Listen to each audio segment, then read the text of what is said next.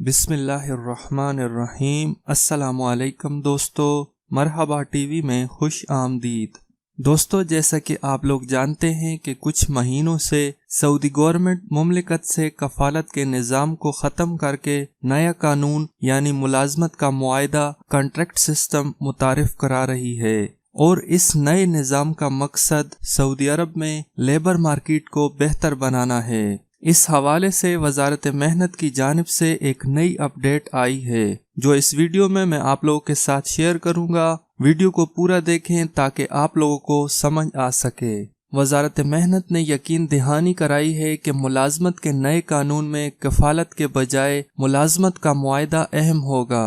کفیل کو یہ حق نہیں ہوگا کہ وہ کارکن کی مرضی کے بغیر اس کے سفر پر پابندی عائد کرے یا کسی دوسری جگہ ملازمت کرنے پر پابندی لگائے، یعنی نقل کفالہ کرنے پر۔ سعودی عرب میں نیا قانون محنت جو 15 مارچ 2021 سے نافذ کیا جانے والا ہے، اس کے حوالے سے Saudi ministry of human resources and social development نے ایک کمیٹی تشکیل دی جس کا آن لائن سیمینار کرایا گیا۔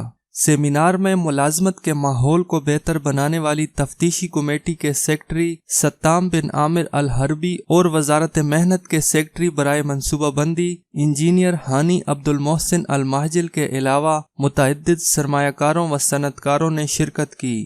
آن لائن سیمینار میں وزارت کی جانب سے نئے قانون محنت کے حوالے سے وضاحت کرتے ہوئے کہا گیا کہ اس قانون کا مقصد سعودی عرب میں لیبر مارکیٹ کو بہتر بنانا اور خامیوں کو دور کرتے ہوئے کفیل اور کارکن کے حقوق کا تحفظ کرنا ہے، جس کے لیے اہم ترین شق معاہدہ ملازمت یعنی کانٹریکٹ سسٹم ہوگا۔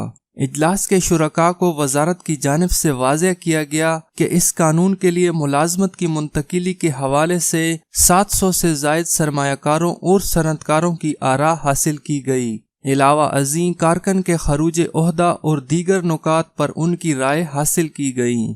وزارت کے سیکرٹری ستام الحربی نے اجلاس سے خطاب کرتے ہوئے یقین دہانی کرائی کہ کفیل اور کارکن کا بنیادی تعلق معاہدہ ملازمت سے ہوگا، جس کی پاسداری دونوں پر لازم ہوگی، جبکہ کارکن کو یہ حق ہوگا کہ وہ آفشور اکاؤنٹ کے ذریعے اپنا ایگزٹ ری انٹری ویزا حاصل کر سکے۔ تاہم اس عمل کے لیے شرائط ضروری طے کی جائیں گی۔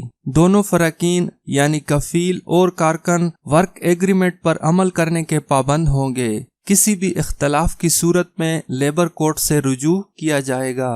سیکرٹری الحربی نے مزید کہا، نیا قانون محنت کے تحت کسی بھی کارکن کو ایک ادارے یا کمپنی سے دوسرے ادارے یا کمپنی میں جانے کی اجازت ہوگی۔ اس مد میں سعودی یا غیر ملکی کارکن میں کوئی تخصیص نہیں ہوگی۔ کارکن معاہدے کی پاسداری کا پابند ہوگا، جبکہ کفیل اپنے تحفظات کے حوالے سے کارکن کو آگاہ کرے گا تاکہ انہیں مد نظر رکھتے ہوئے معاہدہ کیا جائے۔ تاہم کسی بھی طور پر کفیل کو یہ حق نہیں ہوگا کہ وہ سفر کے حوالے سے کارکن کو پابند کرے۔